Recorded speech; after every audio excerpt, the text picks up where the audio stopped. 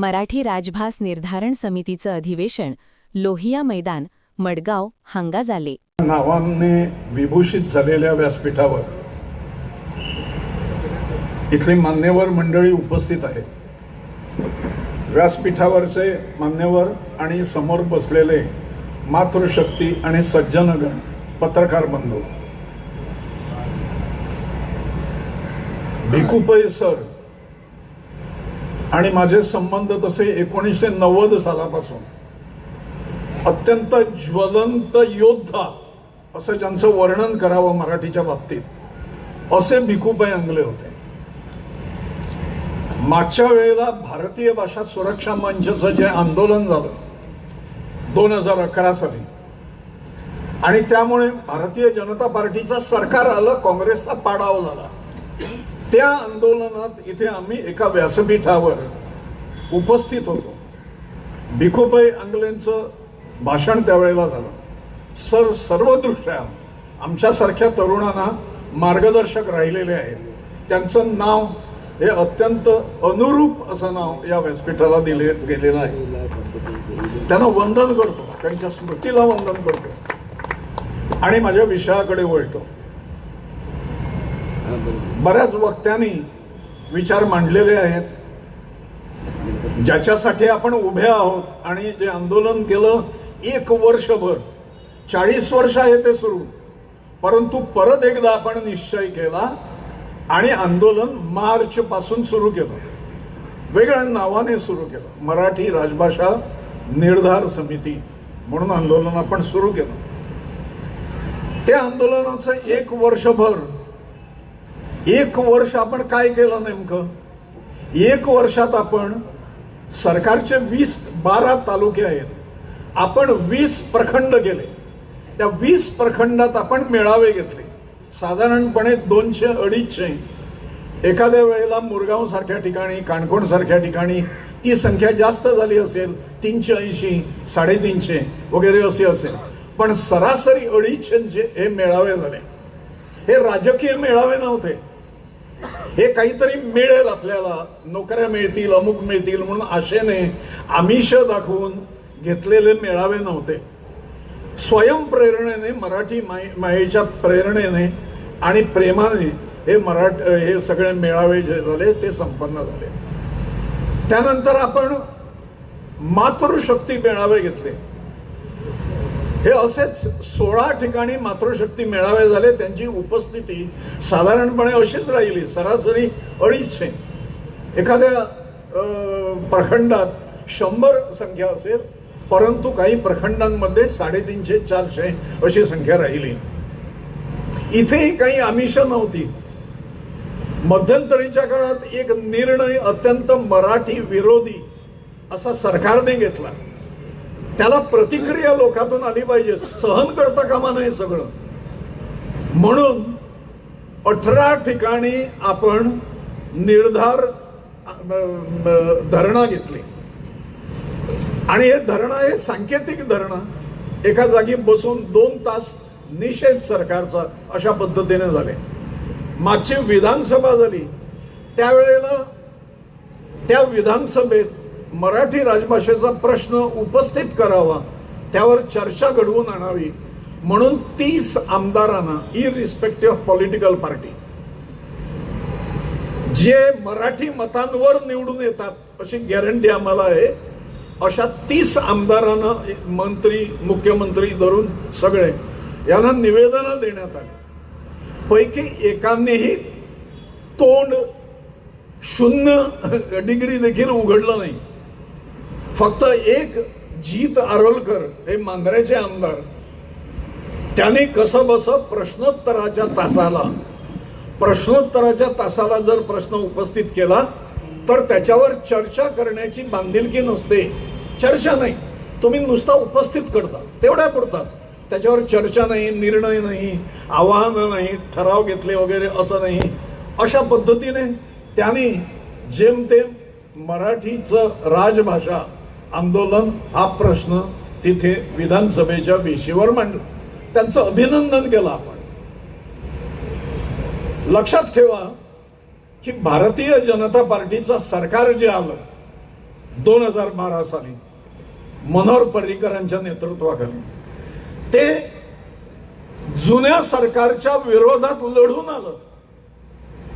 या व्यासपीठावर सभा झाल्या 2 सभानं आणि शेवटी मीच बोलायचो त्याही सभेत.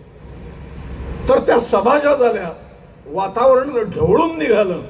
त्याच्यात सगळे भारतीय जनता पार्टी वाले देखील आमच्या बरोबर होते. त्याचं नेतृत्व सुरुवातीला ताईंची प्रकृती ठीक असेपर्यंत ताईंच्याकडे होतं आणि नंतर ते माझ्याकडे आलं. त्याचा परिणाम असा झाला लोकमानस ढवळून काढण्याचा की भारतीय जनता पार्टीचे आमदार 17 पेक्षा जास्त आले नव्हते कधी निवडून. ते पहिल्यांदा 21 आमदार येऊन स्वतःच्या बळावर सत्ता स्थापन केली भारतीय जनता पार्टीने. त्यावेळेला भाषणं दिली, त्यांनी आश्वासनं दिली, मॅरेथॉन भाषण केलं विधानसभेत 1.5 तास. आतापर्यंत कोणी केलं नाही अशा प्रकारचं. आणि कशावर केलं की इंग्रजी अनुदान जे दिलं जाणार आहे ते थांबलं पाहिजे, कारण ते मराठी आणि कोकणी या दोन्ही मातृभाषांना घातक आहे, अशी भाषणं दिली त्यांनी. आणि त्यांना सत्तेवर आणलं. आपण लोकांनी सत्तेवर आणलं. ते सत्तेवर आल्यानंतर ते सोयीस्करपणे विसरले. कदाचित त्यांना थोडा वाव पाहिजे असेल राज्यकारभार वगैरे पाहण्यासाठी, म्हणून स्वर्गीय ताई काकोडकर यांच्या विनंतीवरून सगळेजण थांबले. 2 वर्ष वाट पाहिली, 3 वर्ष वाट पाहिली आणि नंतर लक्षात आलं या लोकांनी, भारतीय जनता पार्टीच्या सरकारातल्या लोकांनी आम्हाला फसवलेलं आहे. जनतेच्या आकांक्षांशी विश्वासघात केलेला आहे हे लक्षात आलं. आणि नंतर आंदोलन पुन्हा सुरू झालं, पर्रीकरांच्या विरुद्ध सुरू झालं. कारण आंदोलन हे कुठला पक्ष सत्तेवर आहे त्याच्यावर अवलंबून नव्हतं, सिद्धांतावर अवलंबून होतं. म्हणजे मातृभाषा टिकली पाहिजे, दोन्ही मराठी आणि कोकणी, याच्याकरता आंदोलन होतं. स्वर्गीय भिकूपै आंग्रे या आंदोलनात अगदी सक्रिय राहिले त्या सुरुवातीच्या काळात. आणि हे आंदोलन झाल्यानंतर आपल्या तोंडाला पानं पुसली गेली. आता नवीन हे चालू आहे, सगळं नवं सरकार आहे. आता नवं सरकार म्हणजे तेच सरकार गेल्या 14 वर्षांपासून आता आहे भारतीय जनता पार्टीचं. त्याच्यातली स्थित्यंतर मी आपल्या माहितीसाठी म्हणून सांगतो. मराठीवर त्या काळी अन्याय झाला ज्या वेळेला केंद्रात आणि गोव्यात दोन्ही ठिकाणी काँग्रेसचं राज्य होतं. अन्याय म्हणजे डिस्टिंक्शन मिळवणारा विद्यार्थी, म्हणजे जवळजवळ पैकीच्या पैकी मार्क घेणारा विद्यार्थी जर अत्यंत दारुणपणे फेल झालेला असेल तर आपण काय म्हणणार आहोत त्याला? म्हणजे हे विचित्र आहे, हे अकल्पित आहे, आपण त्याची कल्पनाही करू शकत नाही. आणि त्यामुळे मराठी अत्यंत प्रभावी सगळ्या निकषांवर राजभाषेच्या उतरणारी भाषा. त्याचं मी पुनरुक्ती करत नाही, कारण इथे सांगितलेलं आहे शिकणारी मुलं अधिक मराठी, पेपर मराठी, वाचणारे वाचन मराठी, प्रसिद्ध होणारे पुस्तकं मराठी, 120 ग्रामपंचायतींनी ठराव केले मराठी, 11 पैकी 8 ग्रुप्सने ब्लॉक्सनी ठराव केले मराठीच्या समर्थनार्थ, आणि 11 पैकी 8 नगरपालिकांनी ठराव केले मराठीच्या समर्थनार्थ. हे सगळं आहे. डिस्टिंक्शन मिळवणारा विद्यार्थी जो आहे त्याला राजकीय हेतू मागे ठेवून नापास करून टाकलं. आणि आपल्याला सगळ्यांना सांगण्यात आला, परत पानं पुसण्यात आली आपल्या तोंडाला, सहभाषा हा दर्जा दिलेला आहे गुळमुळीत असं जाहीर केलं गेलं. आणि आपण आनंदात होतो सहभाषेचा दर्जा मिळाला.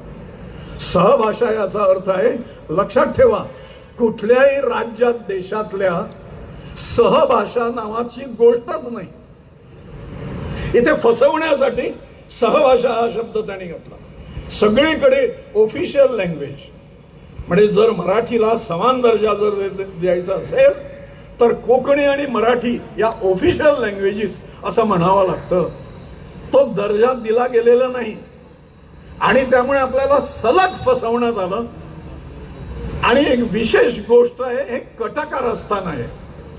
मराठी पुढच्या 20 वर्षात खलास करायची आणि वेगळी संस्कृती आणायची या ठिकाणी, ज्याला बलात्कार संस्कृती म्हणतात.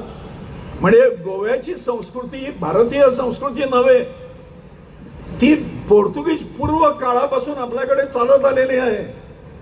अनेक राजे राज्य करत होते त्यावेळेला, भारतीय राज्य करत होते. पोर्तुगीजांपासून आपला इतिहास सुरू झाला नाही, परंतु एक नवी संस्कृती निर्माण करून लोकांसमोर आणणे, तिला मी बलात्कार रेप कल्चर म्हणतो, बलात्कार संस्कृती म्हणतो. ही बलात्कार संस्कृती हळूहळू इकडे आणण्याच्या दृष्टीने मराठी जर अडसर ठरत असेल, अडथळा ठरत असेल, ती मराठी खलास केली पाहिजे. पोर्तुगीजांनाही जे जमलं नाही आणि शेवटच्या दिवसात पोर्तुगीजांनी आपण स्वतंत्र होण्यास 8 महिने असताना 1960 साली आंतोनियो ओलिव्हेरा सालाझार या हुकुमशहाला पोर्तुगीजांच्या पार्लमेंटमध्ये मराठी ही गोव्याची भाषा आहे आणि त्यामुळे इथल्या गोव्यातल्या इस्तादुद इंडिया सरकारने पूर्ण समर्थन दिलं पाहिजे अशा प्रकारचा ठराव त्या पोर्तुगीजांना, ज्यांनी जुलूम केले आणि अत्याचार केले आपल्यावर, धर्माच्या नावाने धर्मच्छल केला इथे, त्यांना ते करावं लागलं. कारण राज्य करायचं असेल तर मराठीला मान्यता दिल्याशिवाय राज्य करता येत नाही. बहुसंख्य मराठी आहे, सगळीकडे मराठी आहे. या पद्धतीचा व्यवहार त्यावेळी राहिला. त्याच्यानंतरची स्थिती, आपलं सरकार, आता पोर्तुगीजांचं सरकार नाही, आता आपलं सरकार आहे. म्हणजे सहजगत्या हा विषय जो आहे हा यायला पाहिजे, कारण त्यांनी मान्य केलेला आहे. पर्रीकरांनी विरोधी पक्ष नेता असताना बोडगेश्वराच्या मंदिराच्या प्रांगणात 10,000 भारतीय जनता पार्टीच्या कार्यकर्त्यांच्या अधिवेशनात ठराव मांडला मराठी समर्थनाचा. त्यावेळी लालकृष्णजी अडवाणी हजर होते. त्यावेळेला त्यांनी ठराव मांडला, श्रीपाद नाईकांनी अनुमोदन दिलं. त्याच्यावर भाषण ॲडव्होकेट मनोहर आडफईकर, गोविंद पर्वतकर वगैरे ही श्रेष्ठी मंडळी जी आहे भाजपमधली, त्यांनी भाषणं केली. त्याच्यानंतर विरोधी पक्ष नेता असताना मनोहर पर्रीकरांनी ठराव आणला, मराठी राजभाषा केली पाहिजे म्हणून ठराव आणला. विरोधी पक्षात असताना सत्तेत आल्यावर सत्तेचं राजकारण, नीच हलकट राजकारण जे आहे हे सुरू झालं. अल्पसंख्याकवादी म्हणजे तुष्टीकरणाचं राजकारण सुरू झालं. हिंदू समाजाला गृहीत धरायचा, टेक यू फॉर ग्रांटेड, आणि काही करायचं नाही त्याप्रमाणे. हा विषय मातृभाषा रक्षणाचा विषय हा हिंदूंचा विषय नव्हता, हा या देशातल्या राष्ट्रीय जनतेचा विषय होता. अनेक ख्रिश्चन बांधव अत्यंत राष्ट्रप्रेमी आहे. त्या कुंकळी गाव आहे त्या ठिकाणच्या जवळजवळ सगळ्या ख्रिश्चन जे आहेत यांच्या अंतःकरणात भारत देश अजून जिवंत आणि जागृत आहे. भारताबद्दलचं प्रेम आहे अजून. अनेक लोक होऊन गेले, अनेक सत्याग्रही. या सत्याग्रहात गोवा मुक्तीसाठी त्यांनी भाग घेतला. परंतु हे सगळं असताना देखील आपल्या सरकारने ज्या कारणासाठी आंदोलन चाललं होतं आणि भिकूपै आंग्लेंसारखे अध्वर्यू या आंदोलनात सहभागी होते, त्या आंदोलकांच्या तोंडाला सत्तेत आल्यावर पानं पुसली आणि म्हणून परत आंदोलन सुरू झालं. ते सोडा, ते परत आंदोलन जे सुरू झालं त्याचा फटकाही सरकारला भोगावा लागला. 2017 साली त्यावेळी पर्रीकर संरक्षण मंत्री होते, आपल्या देशातले नेते होते, म्हणजे फक्त गोव्यापुरते मर्यादित नव्हे, आणि गोव्यातले श्रेष्ठ नेते, श्रेष्ठतम असं ज्यांना म्हटलं जावं अशा पद्धतीची सूत्र आणि सन्मान त्यांचा होता. इलेक्शन निवडणूक त्यांनी विनय तेंडुलकरांच्या हातात दिली नाही, पक्षाच्या अध्यक्षाच्या हातात दिली नाही. निवडणुकीची सगळी सूत्र मनोहर पर्रीकरांनी आपल्या हातात घेतली आणि सत्तेत आल्यावर त्यावेळेला जे त्यांनी केलं होतं म्हणजे मराठी कोकणीला हे करून त्यांच्यावर इंग्रजीला चढवून इंग्रजीला काँग्रेसवाल्यांनी जे केलं नव्हतं त्याच्यापेक्षा एक पाऊल पुढे देऊन चर्चच्या सगळ्या इंग्लिश शाळांना ग्रँट देण्यात आल्या. म्हणजे काय केलं नेमकं त्यावेळेला आता लक्षात येतं. शाळा ज्या धडाधड बंद पडत आहेत मराठीच्या, त्या मराठीच्या पालकांना किंवा कोकणीच्या पालकांना त्याने आमिष दाखवलं की चला तुमच्यासाठी इंग्रजी जर शिकायचं असेल तर इंग्रजी शिक्षण मोफत करून टाकतो. कारण ग्रँट देणे म्हणजे शिक्षण मोफत करणे असा त्याचा अर्थ होतो. आणि तेव्हापासून आणि त्याच्या पूर्वीपासून होत होती, परंतु गळतीचं प्रमाण वाढत गेलं. शाळा 13 वर्ष 14 वर्ष बंद पडत आहेत. 200 शाळा बंद पडल्या या भारतीय जनता पार्टीच्या काळात. मी हे राजकीय बोलत नाही, मी अभ्यासक आहे या गोव्यातल्या परिस्थितीचा. मी गेली 60 वर्ष सक्रिय आहे, मैदानावर खडा आहे, घरात बसून राहणारा शिक्षक नव्हे मी. आणि त्यामुळे याचा अभ्यास करावा लागतो. आणि जी गोष्ट त्यांनी केली नव्हती याच्या अगोदर, त्याचा परिणाम असा झाला याच्यामुळे इंग्रजी ग्रँट देण्याचा की पर्रीकरांनी घोषणा केली होती. मी लोकप्रिय आहे, मी सर्व देशाचा नेता आहे, त्यामुळे लोक मला मानतात, त्यामुळे लोक आता मला 28 सीट्स देतील, 28 आमदारांना निवडून आणणार. लक्षात ठेवा 2017चं निवडणूक जी आहे पर्रीकरांच्या नेतृत्वाखाली लढलेली, त्या निवडणुकीत लोकांनी भाजपचं पानिपत केलेलं आहे. हा इतिहास आहे. मुख्यमंत्र्यांसह 7 मंत्र्यांना घरी पाठवलं, हा इतिहास आहे. 13 जण निवडून आले होते भारतीय जनता पार्टीचे आणि 13 जण हा जनतेचा प्रताप होता. जनतेच्या आकांक्षा जर तुम्ही तुडवायला लागलात तर आम्ही तुम्हालाही तुडू. पर्याय काय आहे, मग कोण आहेत, कोणाला द्यायचं तो विचार तुम्ही न केलेला बरा. तुम्ही जे सत्तांध झालेला आहात, माजलेला जे आहात, तुमचा नशा उतरवलाच पाहिजे या न्यायाने जनतेने मतदान केलं. त्यावेळेला हळूहळू मतदार भारतीय जनता पार्टीचे मराठी प्रेमी आहेत 80%. हिंदू मतदार भारतीय जनता पार्टीचे आहेत. ही हिंदू पक्ष म्हणून मानलं जातं. मी मानायला तयार नाही आज जी स्थिती त्या पक्षाची आहे ती. हे माझं व्यक्तिगत मत आहे.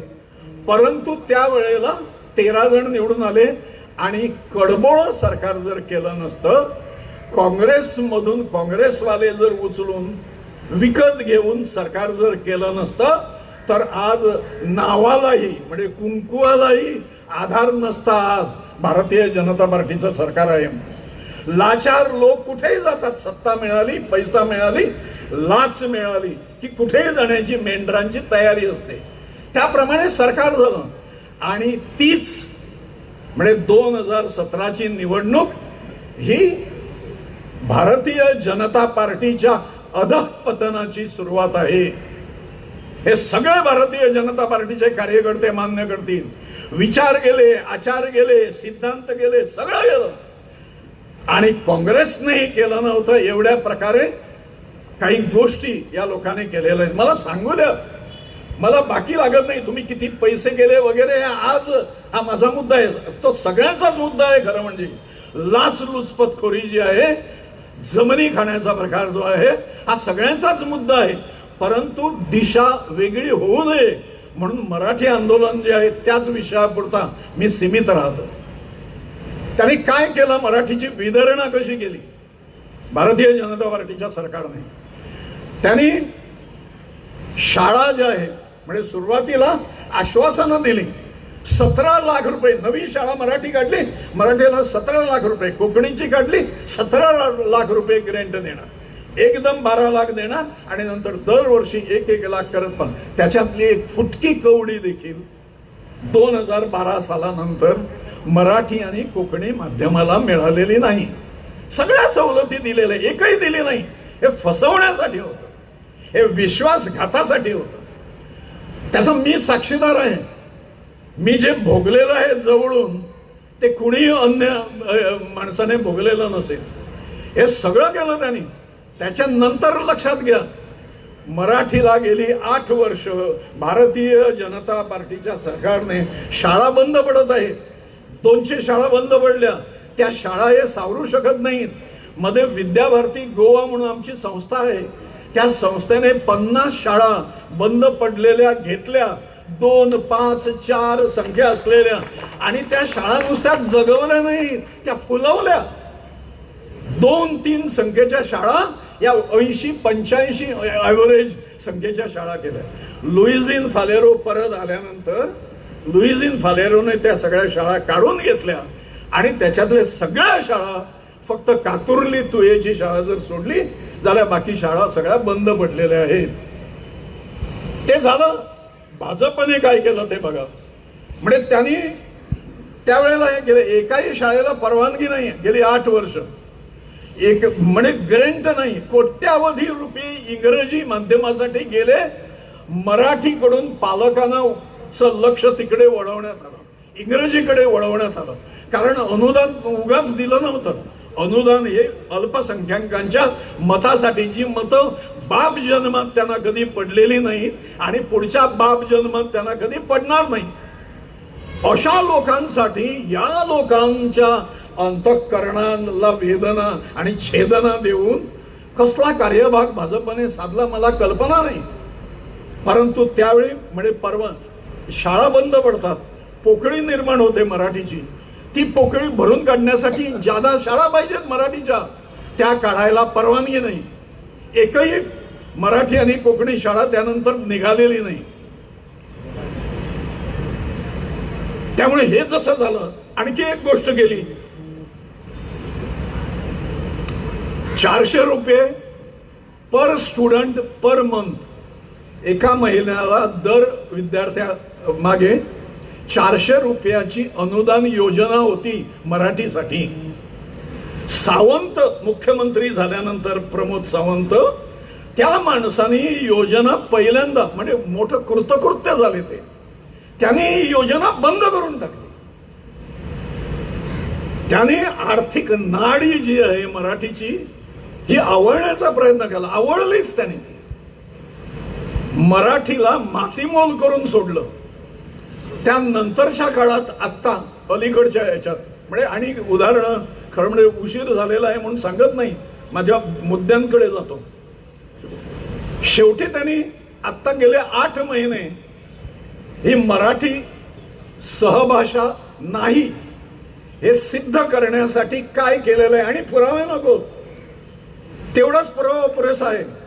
8 महिन्यापूर्वी सरकारी नोकऱ्यांसाठी ज्या मुलाखती घेण्यात आल्या, त्या मुलाखतींमध्ये जवळजवळ आपले 40,000 पोरं निरनिराळ्या पदांसाठी, पोस्टसाठी मुलाखतीला बसली.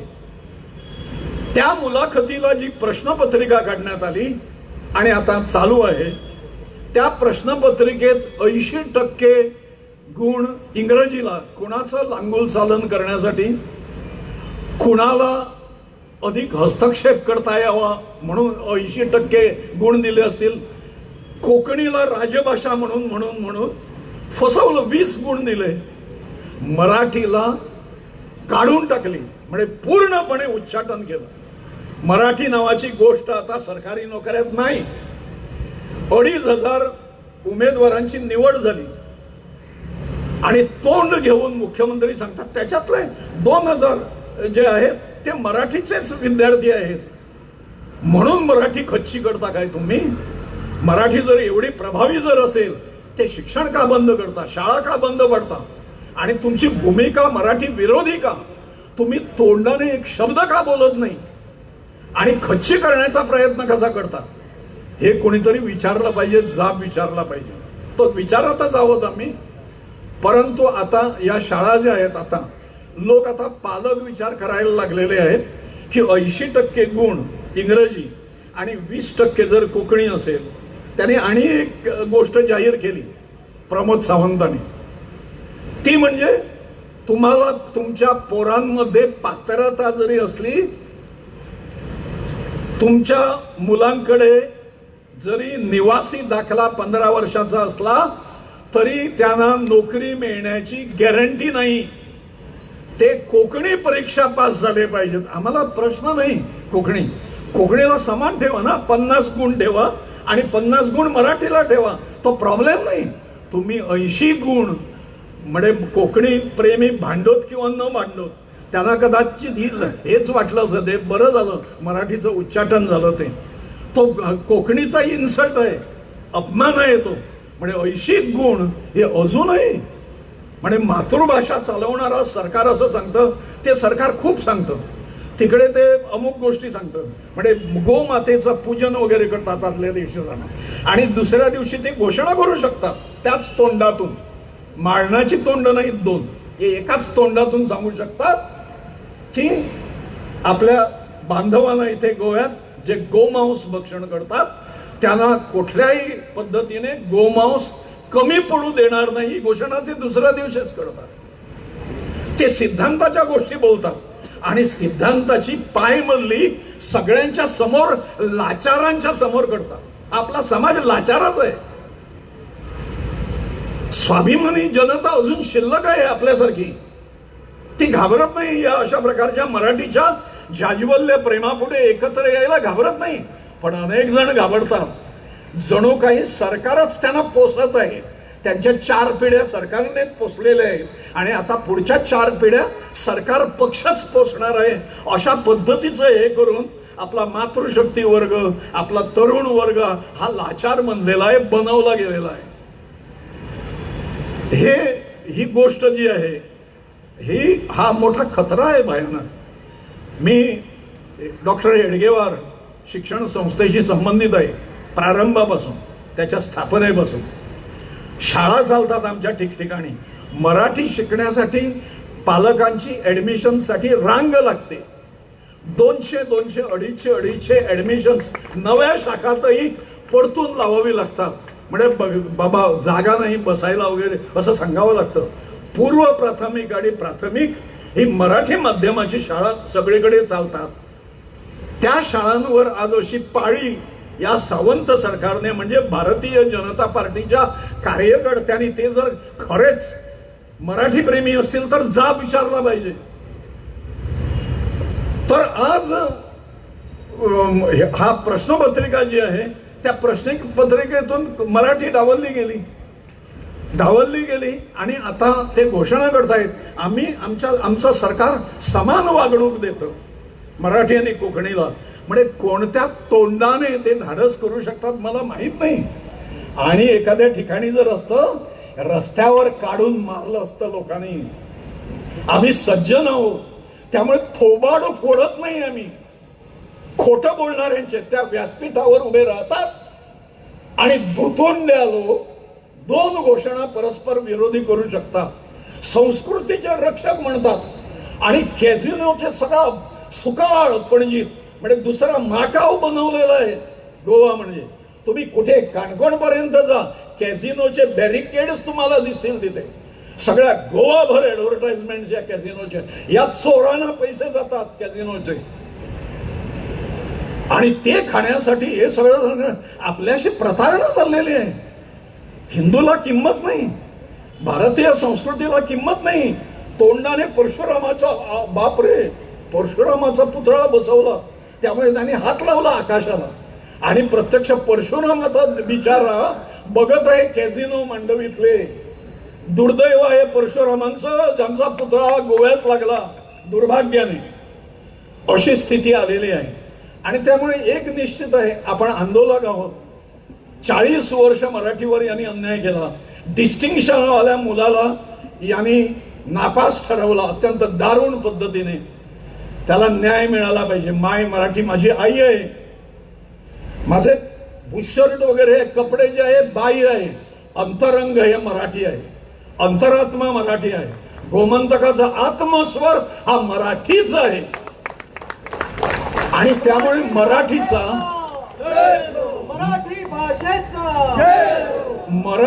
अपमान यापुढे सहन केला जाणार नाही. त्यामुळे आता आपल्याला डिसेंबर मध्ये सरकार निवडणूक घेणार आहे, जी साधारणपणे फेब्रुवारीमध्ये ड्यू होती, ती आता डिसेंबर मध्ये घेणार आहेत ते.